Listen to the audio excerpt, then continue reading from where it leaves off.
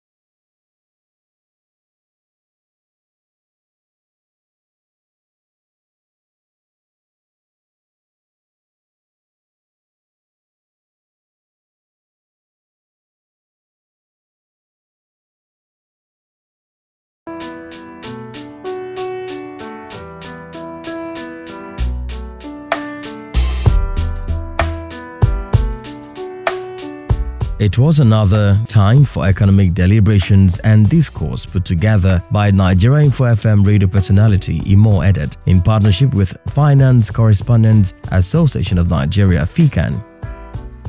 Business Talking Summit 2018 is an annual event held in Abuja where a series of topical issues were discussed by some of the most brilliant minds in Nigeria, whose eloquence stirs up discussion on subjects that promote economic development and wealth creation in the country. This year's theme was centered on the new economic efficiencies shaping the future. The event this year was graced by stakeholders in the financial sector, manufacturers, agriculture experts, and stakeholders from the private sector, with speakers making presentations and sharing ideas on the economy. High point of the event was a discussion panel which featured a trio of youngsters aged 15, 14 and 13 deliberating on how to improve the economy. Other speakers also made their contributions in their various presentations.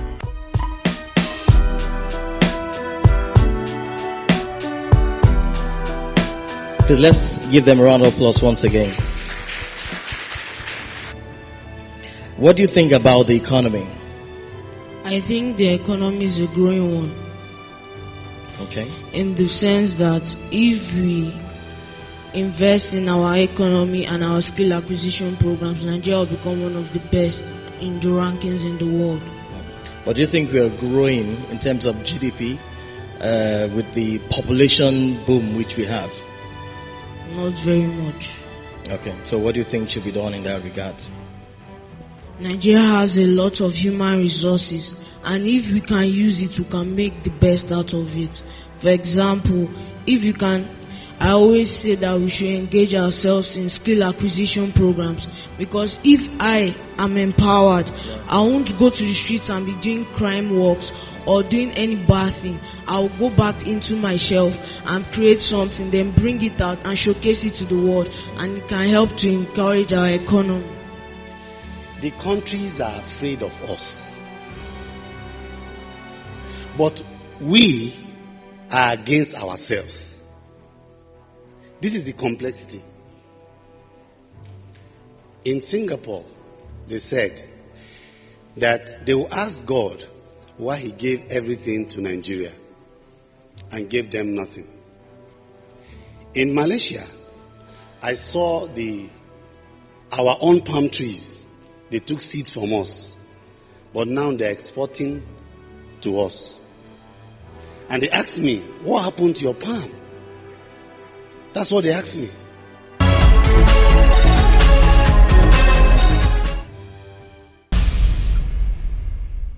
There is a reason Africa is called the new frontier. What was once potential is now an opportunity ready to be seized. Once revered for our resources, today's wealth lies in our people, People who build the cities that shape the future. People who know an idea in one place means business in another. A generation for whom technology means there are no borders, no boundaries. We are the new lions in a brave new world, kings of the urban jungle. And there's a bank that puts the world in our pocket and the future in our hands.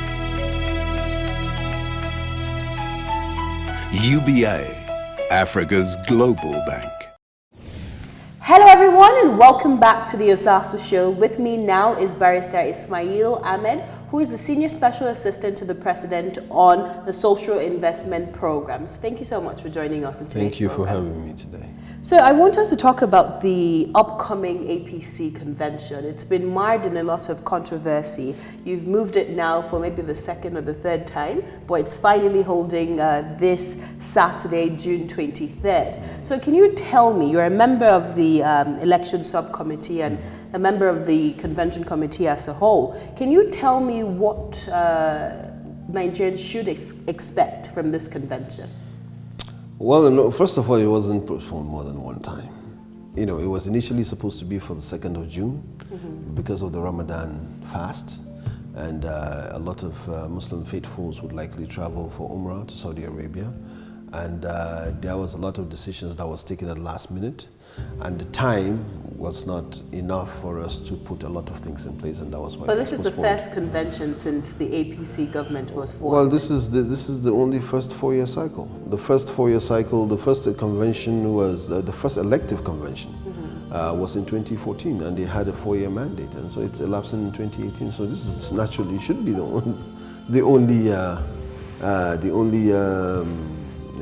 convention that's coming, because the 4-year mandate has elapsed, and then we pick it up and we do another one. So it was postponed one time from the 2nd of June to the 23rd of June, which is going to hold on Saturday. Okay, so what should Nigerians expect? You know, it's, you know, I know the idea of a controversy came from the fact that initially there was some sort of a move to make sure to see that the tenure of those who are already in office is extended by a year, so as to sidestep the landmines that usually comes up with congresses that starts from the ward level all the way to the national convention. But the president and so many other leaders of the party insisted that the constitutional provisions of the party should be adhered to. It's a 4-year mandate. There must be an election. There must be congresses. And so there are congresses. Congresses started from the ward level, and then it's going to culminate into a national convention. So what we expect is that they have about 52 positions all in all, about 62 positions all in all. Contestants, about 20 positions are unopposed, and then about 42 people are contesting for the remaining positions. So it's going to be a normal convention for the most part. Normal? Are you sure it will be? Because when you look at the congresses across the ward, the local government, the state levels, we've seen it marred in lots of violence and controversy. So how do you expect the national convention to be conducted normally when your party cannot simply conduct ward, local government and state congresses without killing each other?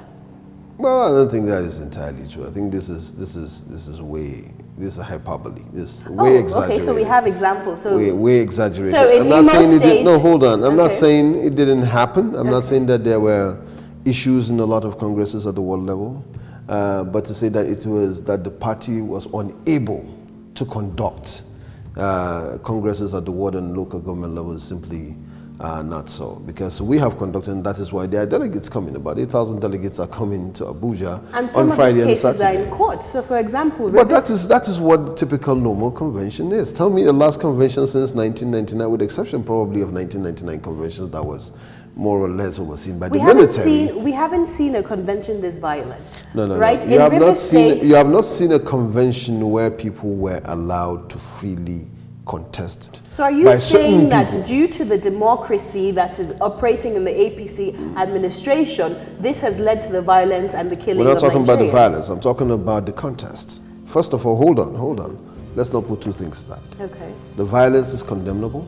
Well, a short while ago, you were just urging Mr. President to kind of pacify those who are aggrieved. But 2 days ago, he said he's no longer interested in talks with the new PDP. The new PDP were a group of former governors or sitting governors at the time who had decamped to the All Progressive Congress to throw their weight behind its emergence. What's your take on that? Well, he mentioned the fact that he thinks it's a party issue. He doesn't. The letter was first of all written to the party, not to him. The letter of their grievances was written to the party, not to the president, and that it was in part of their demands that they insisted that they wanted to meet with the president. And the president thought that it's still the party issue, to some point. The president is absolutely right that this is a party issue, most especially because it was written to the party. The party would have to take the responsibility of uniting its family. But you just said the president needs to step in. No, I'm not talking about NPDP. You see, that's the mistake. Let's get things straight.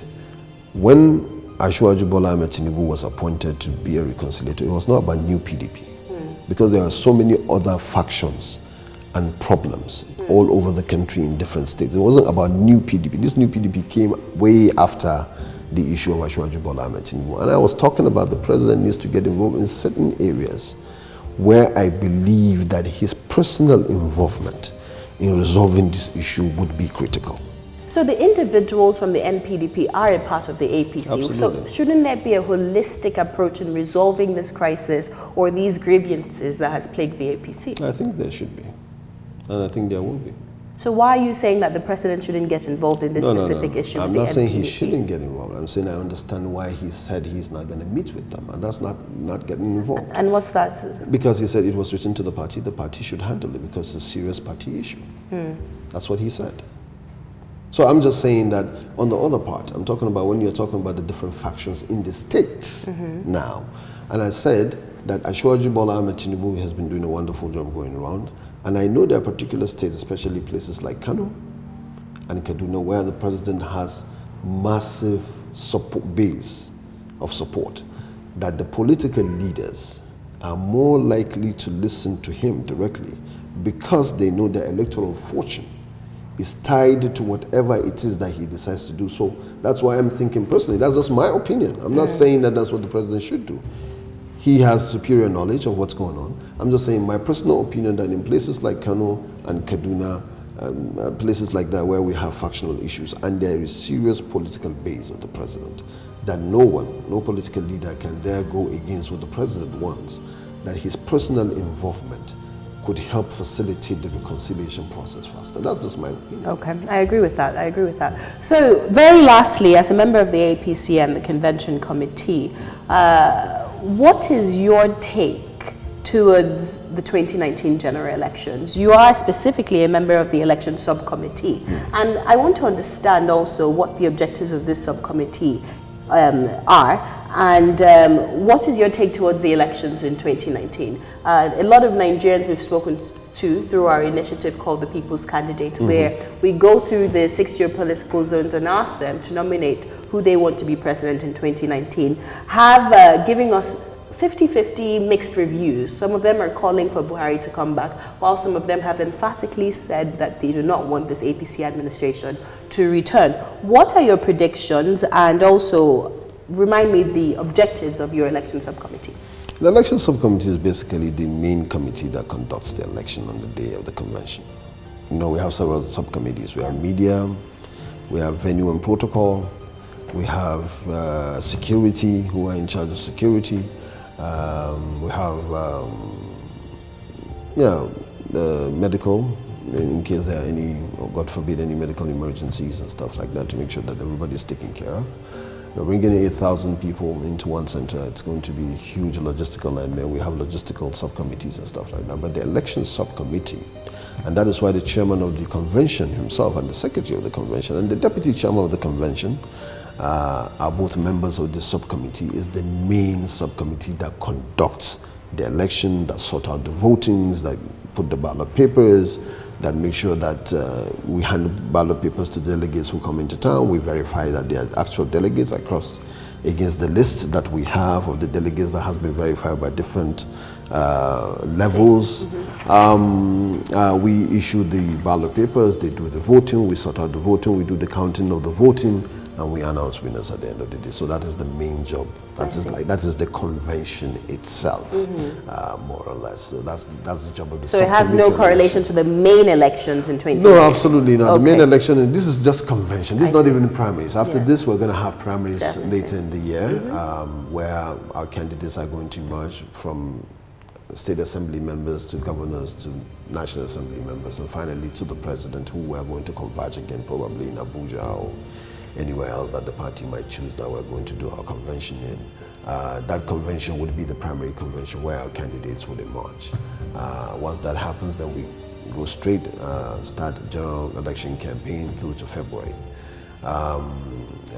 February is the general election.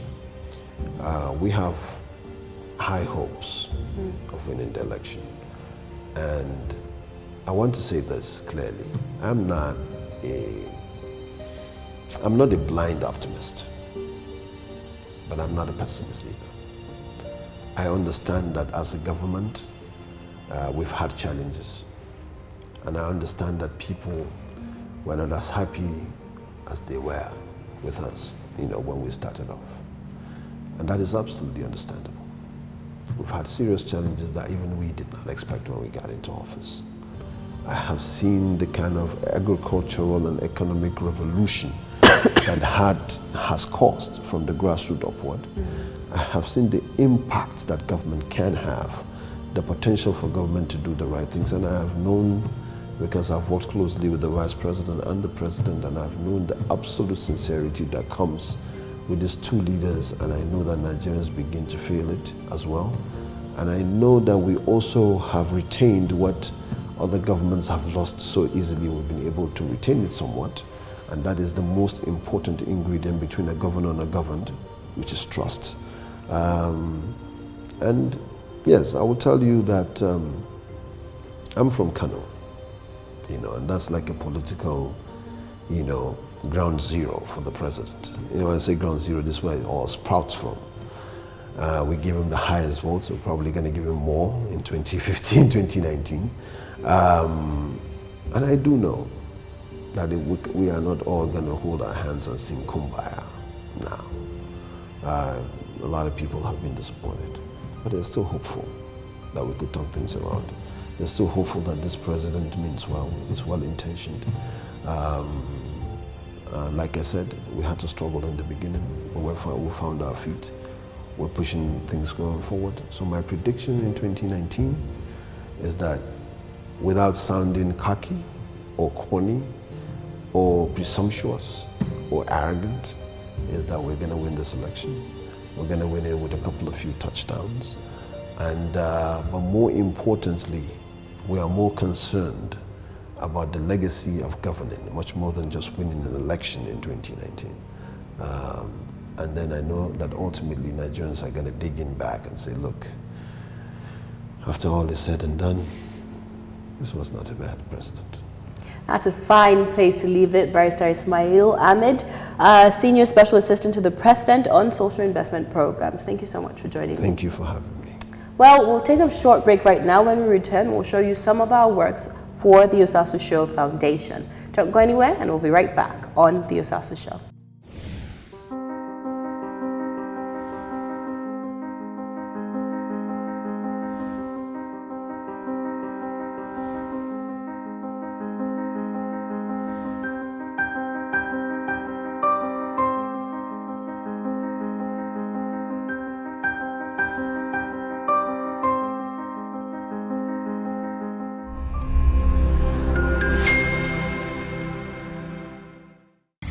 Hi, my name is Peace Ayadegbala.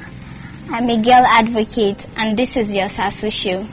Today, the Osasu Show Foundation is in Igara, Akoko Edo State, to present scholarship award to 5 students who are in Igara.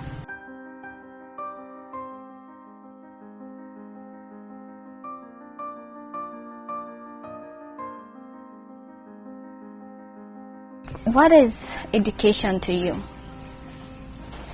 education is many things to me. I can define education in so many ways, but what is education to you, and how important it is to you?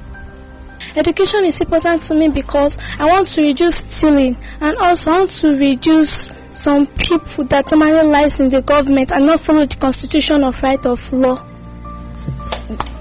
Great. Thank you all. Thank you. I thank Osasu Foundation for this privilege given to these children.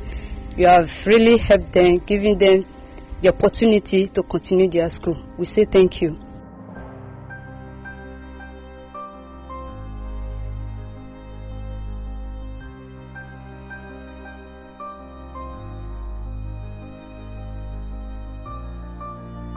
I want to thank the Osasu Foundation for this scholarship they have given to me, because I want to become a good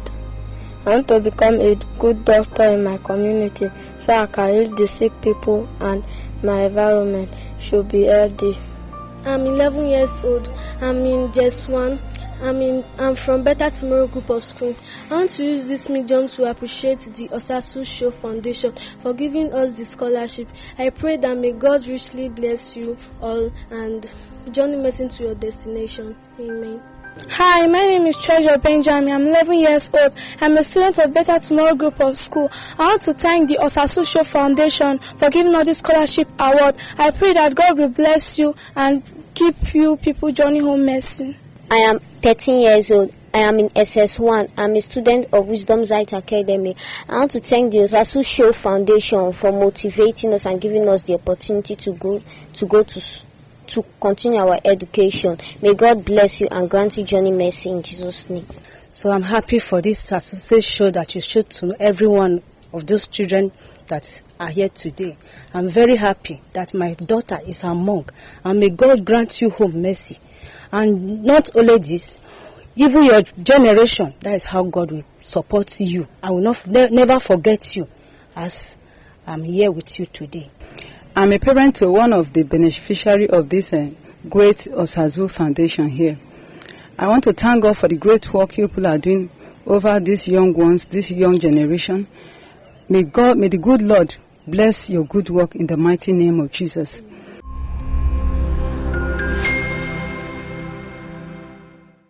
We really want to say a very big thank you to the Osasu for this opportunity and the scholarship to the children.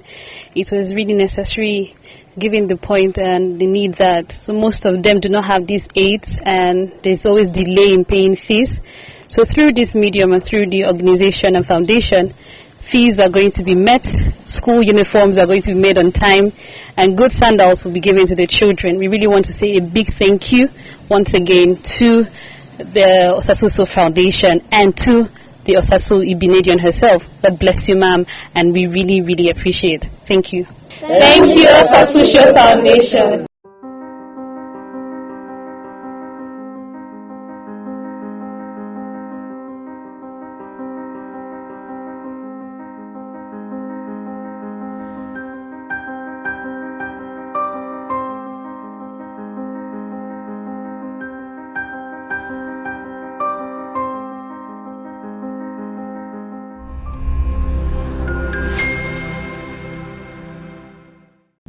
Well, that's it for today's program. To watch extended clips from this episode, you can visit our website, tostvnetwork.com. To find out more about our foundation activities, you can visit theosasushofoundation.org and follow us on social media, The Osasu Show Foundation, on Instagram, Facebook, and Twitter, and also The Osasu Show, TOS TV Network, and Osasu Igbenedion.